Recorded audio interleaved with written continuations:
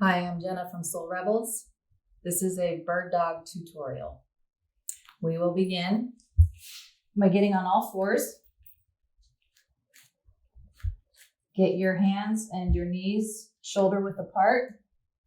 Get your shoulders directly over your wrists, your hip directly over your knee. Keeping a neutral spine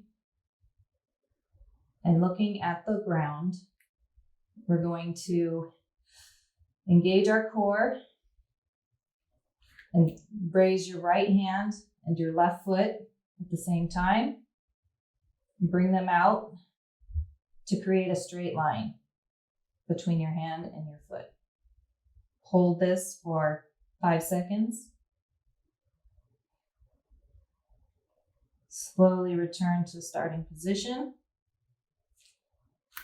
And we will repeat on the other side. Left hand goes out, right foot goes out. Nice straight line. Hold for 5 seconds. And we'll slowly return to starting position.